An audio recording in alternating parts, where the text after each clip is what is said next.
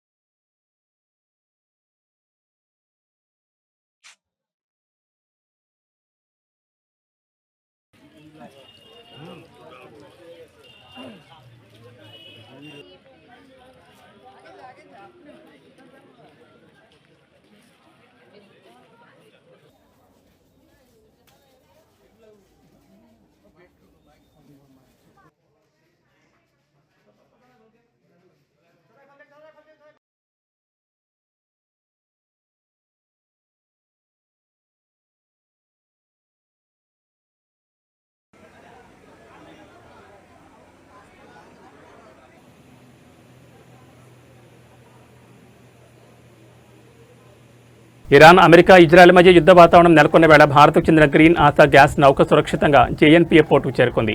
15,400 టన్నుల ఎల్పీజీతో హార్మోజ్ జలసంధిని దాటి వచ్చిన తొలి నౌక ఇది రికార్డు సృష్టించింది. సిబ్బంది, కార్గో అంతా క్షేమని అధికారులు తెలిపారు.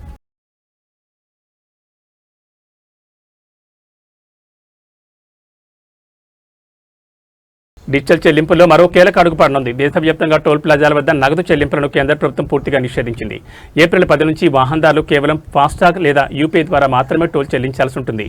ట్రాఫిక్ రద్దీని తగ్గించి లావాదేవీల్లో పారదర్శకత పెంచడమే ఈ నిర్ణయం ప్రధాన లక్ష్యం. నిబంధనలు ఉల్లంఘించే వారికి నేరుగా ఈ నోటీసులు పంపనుంది.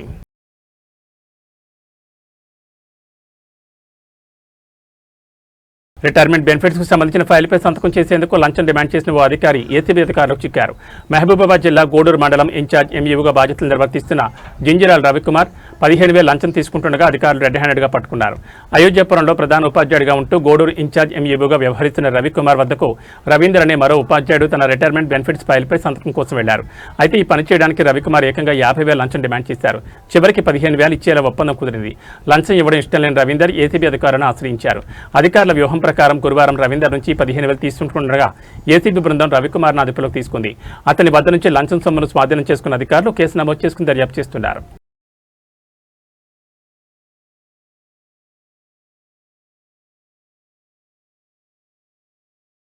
విజయవాడలోని గుణదల ప్రాంతంలో భారీ స్థాయిలో హవాలా నగదును పోలీసులు స్వాధీనం చేసుకున్నారు. ఒడిశా నుంచి విజయవాడకు అక్రమంగా తరలిస్తున్న 2 కోట్లకు పైగా నగదును తనిఖీల్లో పట్టుకున్నారు. అనుమానాస్పదంగా వెళుతున్న కారును ఆపి సోదా చేయగా ఈ అక్రమ డబ్బు వెలుగు చూసింది. ఈ ఘటనకు సంబంధించి 5 అదుపులోకి తీసుకున్నారు. నగదును ఐటీ శాఖ అధికారులకు అప్పగించారు.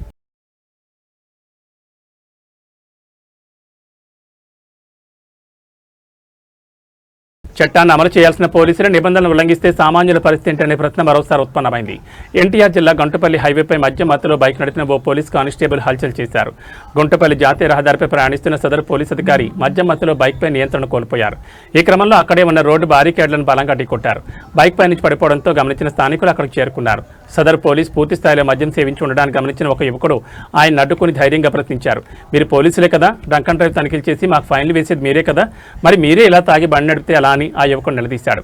దీనికి సంబంధించిన వీడియో ప్రస్తుతం నెట్టింట వైరల్గా మారింది. నిబంధనలు అందరికీ ఒకటేనని, సదరు పోలీసుపై కఠిన చర్యలు తీసుకోవాలని నెటిజన్లు డిమాండ్ చేస్తున్నారు. మీరు డ్రింక్ ఎలా చేస్తారు? డ్రింక్ ఎవరు చేయమన్నారు మమ్మల్ని? డ్రింక్ ఎవరు చేయమన్నారు? డ్రింక్ ఎవరు చేయమన్నారు? బండి ఆపండి, లేకండి. మీరే పోలీసులు అండి, హెల్మెట్ పెట్టుకోకుండా డ్రింకులు చేసి ఎవరిని కూడా చేద్దామని.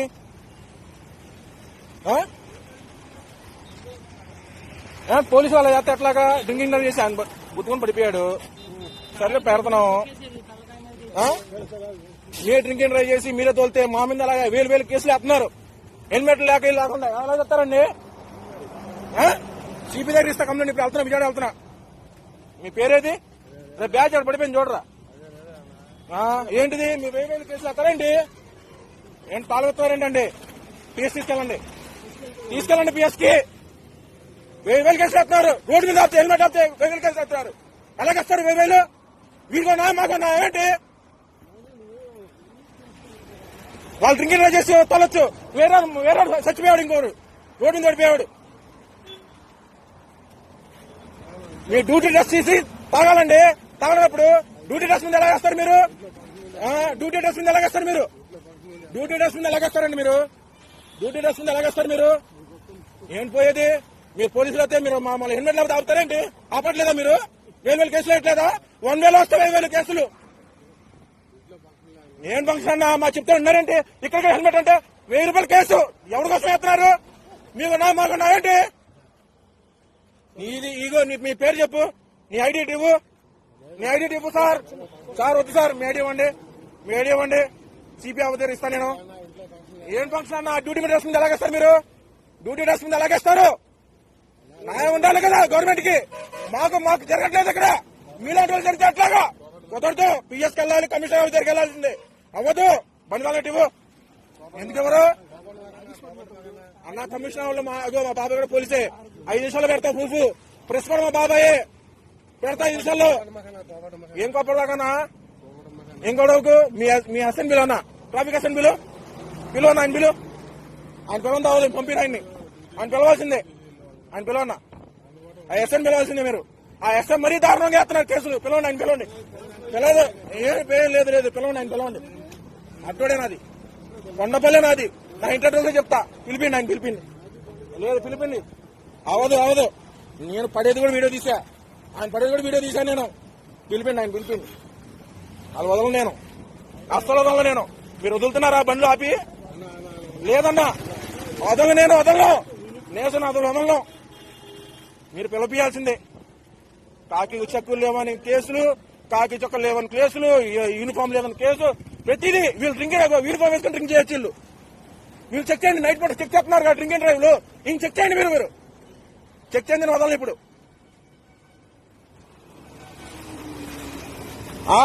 దాన్ని గుర్తుకు వెళ్ళిపోయాడు. కారు కింద పడేవాడు ఆయన. ఎవరికి బాధ్యత అది? ఎవరి బాధ్యత అది?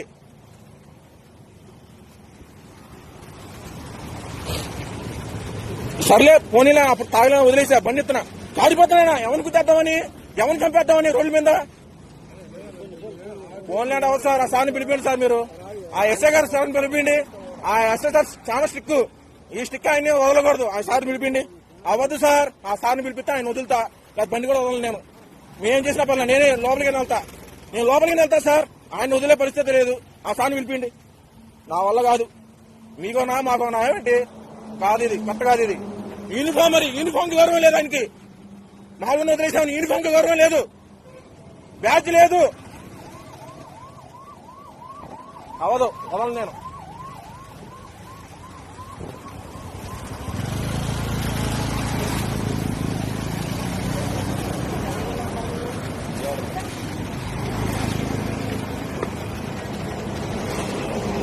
ఎన్ని కేసులు వేస్తున్నారు మా మీద?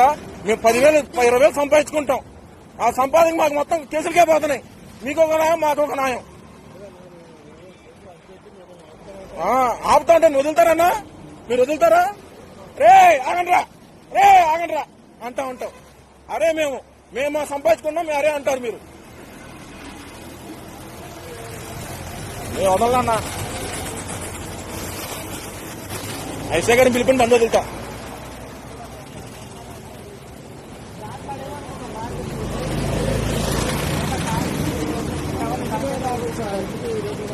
అన్నా తాగినా తప్పలేదు. డ్యూటీ డ్రెస్ ని మనం గౌరవించాలా. మనం నలుగురు బాగుపడుతున్నామంటే వాళ్ళ వల్లే. ఆయన కట్ట ఉండాలా. ఆయన కట్టుకుంటే మనం నలుగురు కట్టుకుంటాం. అవునా కదా? హెల్మెట్ ఇక్కడ ఉంది, హెల్మెట్ వేసుకోవాలి. ఆయన హెల్మెట్ వేసుకుంటే ఆయన కలగ కలిగేది కాదుగా. ఆయనే మన నలుగురు చెప్పబోయి వాళ్ళే వేస్తే అట్లాగా.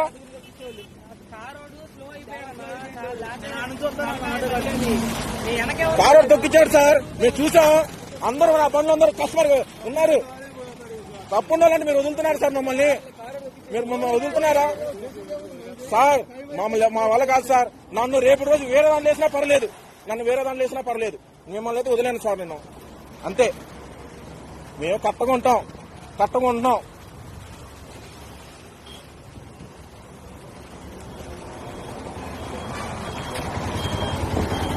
అన్నా మనం 20,000 సంపాదిస్తున్నాం. 2,000 పోతుంటే ఎలాగనిపిస్తుంది నీకు? బాధ అనిపించలా? వదిలేయమని నీకు జాలి అనిపిస్తుంది. మమ్మల్ని వదిలేయమని జాలి వదులుతున్నారా? అక్కడ ఎస్ఐ గారు ఉన్నారు, వదులుతున్నారా? మాట చెప్పండి. అన్నా నా బండి నెంబర్ ఫోటో తీసుకో. కొండపల్లిని ఉండేది తీసుకోండి. జొమాటోలో కుళ్ళిన బిర్యానీ విక్రయించడం చేసుకుంది. 3 రోజుల పాటు నిలవించిన బిర్యానీని కస్టమర్లకు డెలివరీ చేసిన హోటల్ యజమానిపై పోలీసులు కేసు నమోదు చేశారు. జీడిమెట్లలో తయారు చేసిన బిర్యానీని మళ్లీ వేడి చేసి పంపించారు. బంజారాహిల్స్లోని అపార్ట్మెంట్ సెలార్ నుంచి రెస్టారెంట్ పేరుతో ఆన్లైన్లో విక్రయించినట్లు ఆరోపణలున్నాయి. కస్టమర్ ఫిర్యాదు మేరకు బంజారాహిల్స్ పోలీసులు దర్యాప్తును ప్రారంభించారు.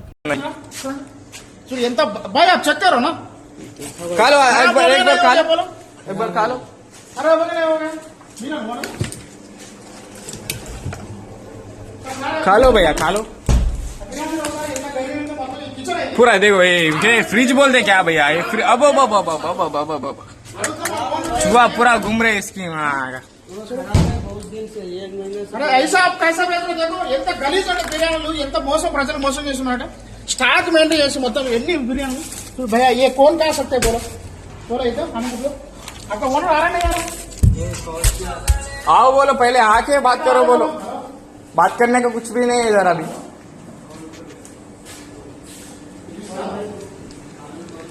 ఈ లంజా కొడుకులు ఈ అమ్మ ముడ్డగాలు సంపానికి వస్తారు ముండ ఏం చేస్తారు మనుషులని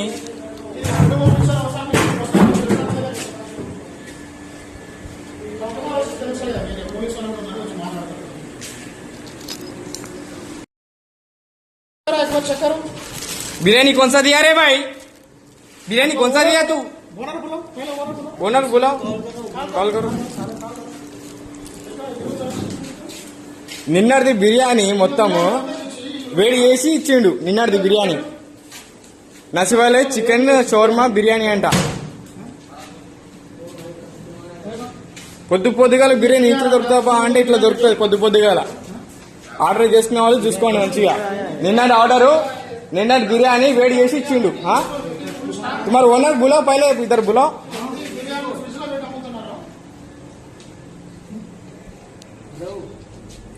ఇవన్నీ బిర్యానీలుగా ఇవన్నీ బిర్యానీలు అన్న చూడు అన్ని మొత్తం ఫ్రిడ్జ్ లో పెట్టి పోలీసులో కాల్ చేస్తారు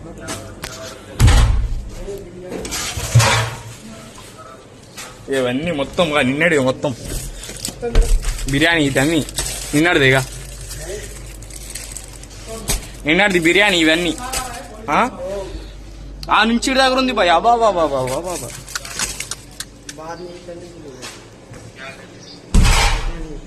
आओ भाई इधर आओ इधर आपका इधर रेस्टोरेंट है ना इधर आओ इधर आओ इधर आओ वो आता चलो పోలీసులో కాల్ చేయనా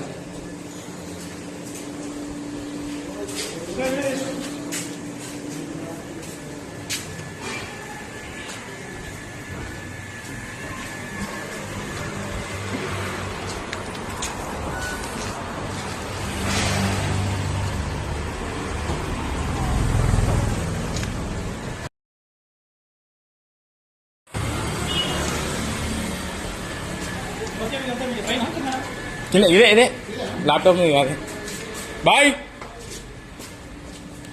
तुम्हारे ओनर किधर है ओनर कॉल करो పశ్చిమ గోదావరి జిల్లా తాడేపల్లిగూడెం మండల పరిషత్ కార్యాలయంలో సర్వసభ్య సమావేశం జరిగింది. ఆంధ్రప్రదేశ్ రాష్ట్ర ప్రభుత్వ విప్ తాడేపల్లిగూడెం ఎమ్మెల్యే బొలిశెట్టి శ్రీనివాస్ ముఖ్య అతిథిగా హాజరై ప్రసంగించారు. ప్రజాప్రతినిధులు వారి సమస్యలు ఏమైనా ఉంటే తమను స్వయంగా కలవాలని తెలిపారు. ఈ కార్యక్రమంలో ఎంపీటీసీలు జనసేన కూటమి నేతలు పాల్గొన్నారు.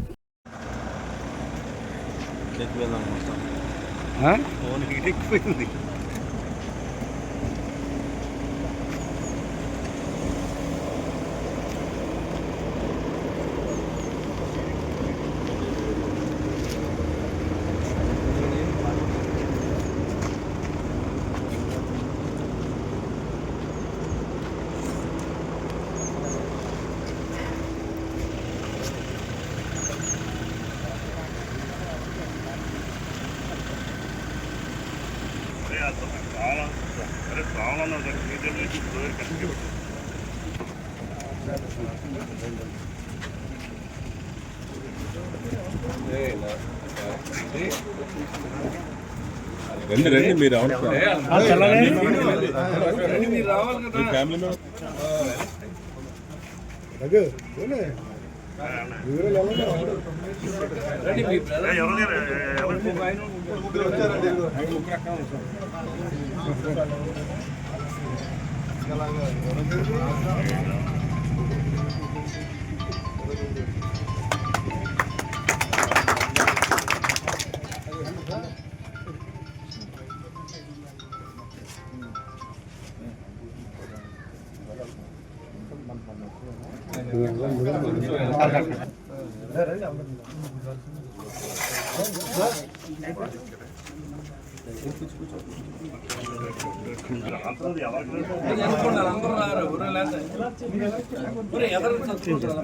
వెనక కృష్ణ బ్యాక్ కొద్దిగా గిరిగారు కొద్దిగా వెనక్కి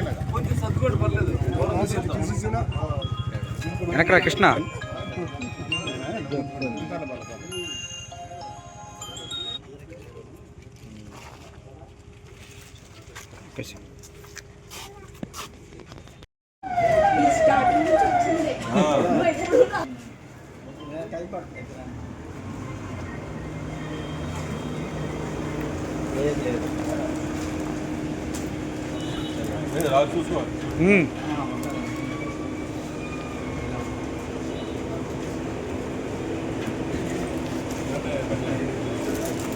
సార్ ఒకసారి ఓకే సార్ మేడం కూర్చోండి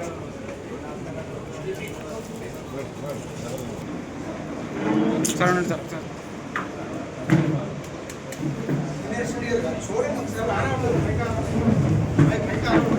రే కృష్ణ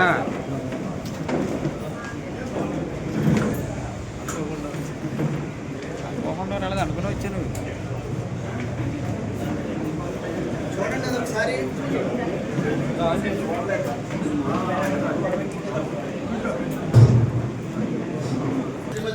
శేషులత గారిని సాధారణంగా వేదిక మీద ఆహ్వానిస్తున్నాం.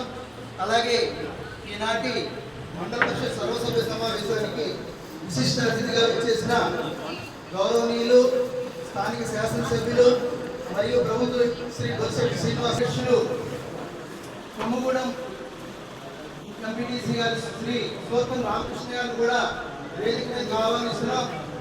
అలాగే మండల ఉపాధ్యక్షులు కట్ట రంగబాబు గారిని కూడా వేదిక మీదకి సాదరంగా ఆహ్వానిస్తున్నాం. అలాగే ఎంపీటీసీ సభ్యులు గౌరవనీయులు శ్రీ ముత్యాల ఆంజనేయ గారిని కూడా గౌరవంగా స్పెషల్ ఆఫీసర్ శ్రీ మల్లికార్జున గారిని కూడా వేదిక మీద సాదరంగా ఆహ్వానిస్తున్నాం. అలాగే గౌరవ ఎంఆర్ఓ గారిని మిగిలిన ప్రజాప్రతినిధులందరినీ కూడా గౌరవంగా వేదిక మీదకి ఆహ్వానిస్తున్నామండి.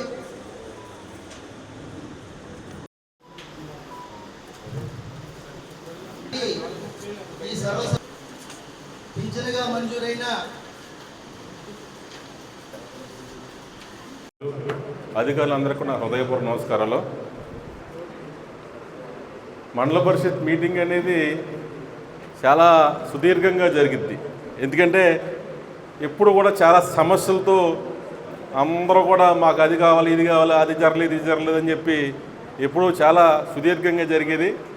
చాలా తొందరగా జరిగిపోయింది. ఎందుకంటే శాసనసభ్యులు వారు పనితనం అనేది ఇప్పుడు కనపడుతుంది.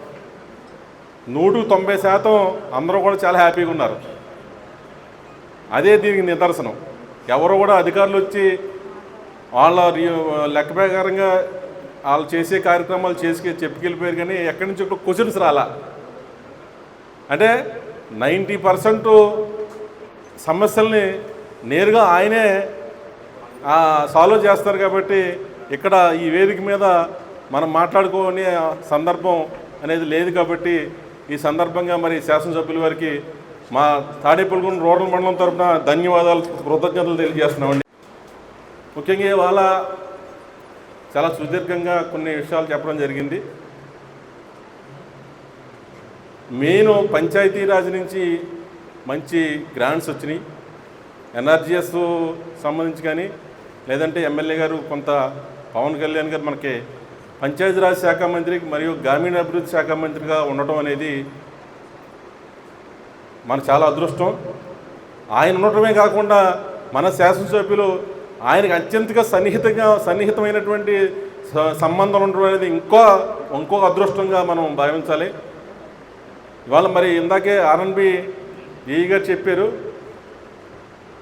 70% పనితనం మెరుగ్గా ఉంది ఈ నియోజకవర్గంలో. 70% మనకి మార్కులు వచ్చాయని చెప్పడం అనేది చాలా శుభ సందర్భం, చాలా సంతోషకరమైన విషయం మన నియోజకవర్గానికి. గతంలో ప్రభుత్వం వచ్చి 2 సంవత్సరాలు పూర్తి అవ్వకుండానే 70% పనులు పూర్తి చేశానని చెప్పి మన పైనుంచి సర్వే రావడం అనేది మరి బహుశా రాష్ట్రంలో కానీ జిల్లాలో కానీ ఏ శాసనసభ్యులకి దక్కదని చెప్పి మనం ఈ సందర్భంగా మీ అందరికీ తెలియజేస్తున్నాం. ఆర్ఎన్బి మంత్రి గారు ఉన్నా, లేదంటే ఇంకో మంత్రి గారు ఉన్నా, లేదా ఇంకో మంత్రి గారు ఉన్నా, వాళ్ళ నియోజకవర్గాల్లో కూడా ఇంత ప్రోగ్రెస్ 75% ప్రోగ్రెస్ రావడం అనేది ఎక్కడ మరి ఉన్నదేమని చెప్పి నేను అనుకుంటున్నాను. మందే ఫస్ట్ అండి, అదిగో మందే ఫస్ట్ అండి స్టేట్లోనే ఫస్ట్. మరి చాలా అదృష్టం మందే, మంచి శాసనసభ్యులు మనకు రావడం అనేది మన నియోజకవర్గ ప్రజలు చేసుకున్నటువంటి అదృష్టం. అలాగే మరి పంచాయతీ సర్పంచుల పదవీకాలం అయిపోయింది, స్పెషల్ ఆఫీసర్లు ఉన్నారు. మీరందరూ కూడా అక్కడ ఉన్నటువంటి ఇప్పుడు ఉన్న ఎంపీటీసీలు కానీ మన గడిచిన ఉన్నటువంటి నాయకులందరూ కూడా కోఆర్డినేట్ చేసుకుని మెయిన్ మనకి సమ్మర్లో కరెంటు, వాటరు ఈ రెండే మెయిన్. ఈ రెండింటి మీద దృష్టి పెట్టి ఎప్పటికప్పుడు మనకి శాసనసభ్యులు అందుబాటులో ఉంటారు కాబట్టి ఏ సమస్య ఉన్నా నేరుగా ఆయన దృష్టిలో పెడితే ఇమీడియట్గా సాల్వ్ చేసి మనకు ఆ సమస్యని పరిష్కరించే విధానం మనకి చాలా దగ్గరలో ఉంది. కాబట్టి అంటే మరి ఆయన ఎవరు ఫోన్ చేసినా, చిన్న కార్యకర్త ఫోన్ చేసినా, చిన్న అధికారి ఫోన్ చేసినా వెంటనే ఆ ఫోన్ రిసీవ్ చేసుకుని రెస్పాండ్ అయ్యి ఆ పని చేయించే విధానం మరి మనకి కనపడుతుంది. కాబట్టి అందరూ కూడా ఈ అవకాశాన్ని మీరు అందరూ కూడా సద్వినియోగం చేసుకుని, ఈ సమ్మర్ వేసవకాలం అనేది కొంచెం క్రిటికల్గా ఉంటుంది, ఎండలు కూడా ఎక్కువగా ఉంటాయని చెప్పి చెప్తున్నారు. మీరందరూ కూడా అధికారులందరూ కూడా జాగ్రత్తగా అందరినీ కూడా కోఆర్డినేట్ చేసుకుని మరి ఇంకా ముందుకు తీసుకెళ్ళి మంచి పేరు తీసుకురావాలి శాసనసభ్యుల వారికి. అలాగే ప్రజలను కూడా మీరు కంటికి రెప్పలా కాపాడుకుని అందరూ కూడా చాలా సుఖ సంతోషాలతో ఉండాలని చెప్పి కోరుకుంటూ సెలవు తీసుకుంటున్నాను.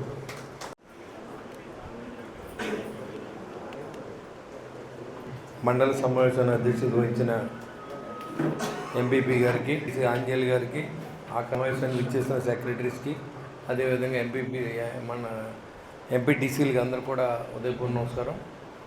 మరి ఏదైతే ఈరోజు మనం పెట్టుకున్న కార్యక్రమంలో మీరు అడగకపోయినా వచ్చి 2 నెలలు కూడా ఆ విలేజ్లన్నీ కూడా నీరుకి ఇబ్బంది లేకుండా, పశువులకు తాగడానికి నీరుకి ఇబ్బంది లేకుండా అందరూ కలిసి చేయవలసిన అవసరం ఉంది. మరి ఖచ్చితంగా కొత్తగా వెళ్ళిన సెక్రటరీస్ అందరూ కూడా నీటి మీద ముందుగా దృష్టి పెట్టండి. మరి ఏదైనా చెరువులు తవ్వాలంటే అక్కడ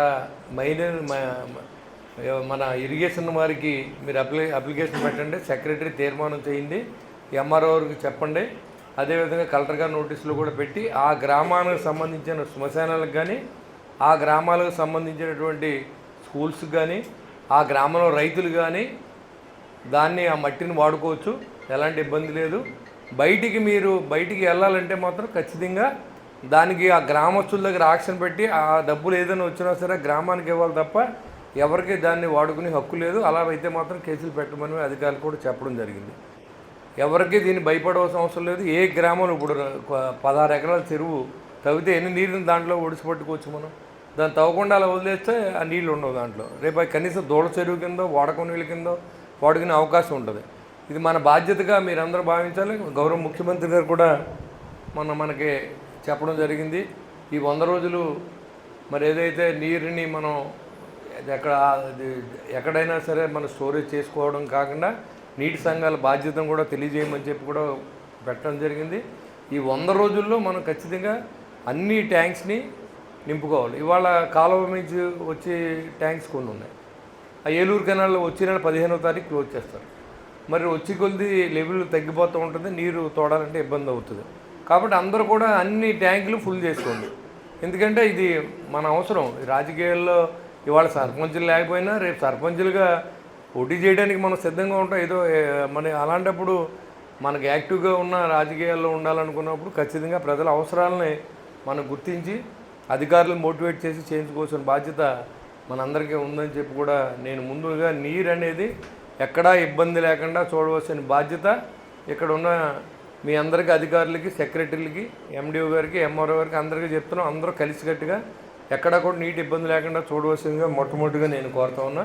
అదేవిధంగా ఎలక్ట్రిసిటీ మరి ఎక్కువ ఈదురుగాలు వచ్చే అవకాశం, లేకపోతే మరి ఎక్కువ కరెంటు పోవడం ఇలాంటివి కూడా జరుగుతూ ఉంటాయి. అలాంటప్పుడు విలేజ్లో ఎక్కువ మనం అప్లైన్లో చూసుకుంటే బోర్ల ఆధారిత మంచినీళ్ళు ఎక్కువ మనం సప్లై చేస్తూ ఉంటాం. అప్పుడు కరెంట్ లేకపోతే అక్కడ మళ్ళీ జనరేటర్ అరేంజ్ చేసుకోవాల్సిన అవసరం ఉంటుంది. ఇవన్నీ కూడా ముందుగా మనం ఈ సంవత్సరం చాలా తుఫాన్లు ఎక్కువ ఉంటాయనేది హెచ్చరికలు జారీ చేస్తున్న వాతావరణ శాఖ. ఇవన్నీ దృష్టిలో పెట్టుకుని మనం చేయవలసిన అవసరం ఉంది. అదేవిధంగా చాలా రోడ్లు కనెక్టివిటీ మనం పెంచుకోగలిగాం. మరి గౌరవ చంద్రబాబు నాయుడు గారు, అదేవిధంగా పవన్ కళ్యాణ్ గారు, నరేంద్ర మోడీ గారు సహకారంతో మరి తాడేపూడంలో చాలా ఎక్కువ రోడ్లు మనం అన్నీ వేసుకోగలిగాం. ఇంకా ఉన్నాయి. అయినప్పుడు కూడా ఈ బయట అన్ని లింకులు మనం కలుపుకుంటూ వెళ్తే తర్వాత ఆ విలేజ్లో ఈ 2-3 సంవత్సరాల్లో మొత్తం అన్ని క్లియర్ చేస్తాం. దాంట్లో ఎలాంటి అనుభవం లేదు. ప్రతి డ్రైన్ కడతాం, ప్రతి రోడ్డు వేస్తాం, ప్రతి సిమెంట్ రోడ్డు వేస్తాం. దాంట్లో ఎలాంటి ఇబ్బంది లేదు. మీకు ఈ 3 సంవత్సరాల్లో అన్ని పనులు చేసే మనం వెళ్తాం. దాంట్లో అలాంటి ఇబ్బంది లేదు. మీరు అందరూ కూడా జాగ్రత్తగా రాజకీయాలకు అతీతంగా చేయించుకోవాల్సిన అవసరం ఉంది. ఇంకెంతసేపు రాజకీయాలు గెలిచే వరకు, ఎలక్షన్ వరకు రాజకీయం. ఎలక్షన్లో అయిన తర్వాత మనం సర్వీస్ కోసం మనం ఆలోచించాలి తప్ప. తాడేపల్లిగూడెం రూరల్ మండలం లింగారెడ్డిగూడెం గ్రామానికి చెందిన అయినం ధనరాజ్ తండ్రి అయినం కొండయ్య ఇటీవల కాలం చేశారు. ఈ విషయం తెలుసుకున్న తాడేపల్లిగూడెం నియోజకవర్గ తెలుగుదేశం పార్టీ ఇన్ఛార్జ్, ఆంధ్రప్రదేశ్ భవన మరియు ఇతర నిర్మాణ కార్మికుల సంక్షేమ బోర్డు చైర్మన్ వలవల మల్లికార్జునరావు గురువారం వారి నివాసానికి వెళ్లారు. కొండయ్య చిత్రపటానికి పూలమాలలు వేసి నివాళులర్పించిన అనంతరం వారి కుటుంబ సభ్యులను కలిసి పరామర్శించారు. ధనరాజు మరియు ఆయన కుటుంబ సభ్యులకు తన ప్రగాఢ సానుభూతిని తెలియజేస్తూ పార్టీ పరంగా అండగా ఉంటామని భరోసా ఇచ్చారు. ఈ కార్యక్రమంలో పరిమి రవికుమార్, మైనం నరసయ్య, కర్రి వెంకటేశ్వరరావు, కాసాని చిన్న మరియు ఇతర టీడీపీ నాయకులు, కార్యకర్తలు పాల్గొన్నారు.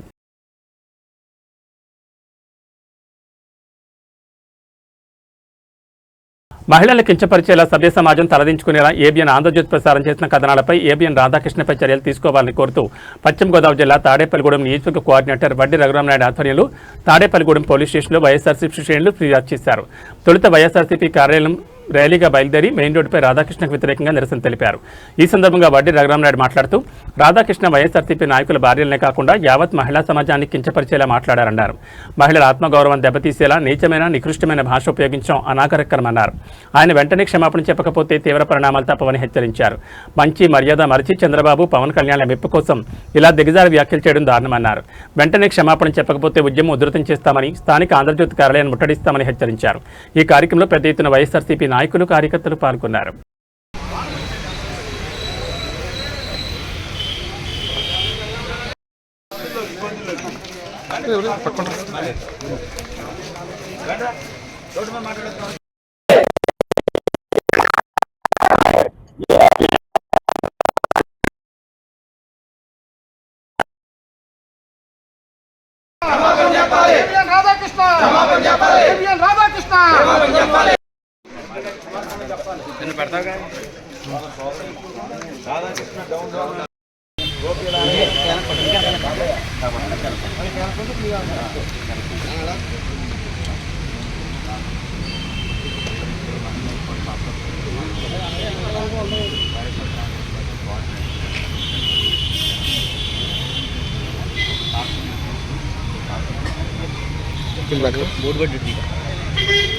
ఏబీ బులెటిన్ విశేషాలు. నమస్కారం.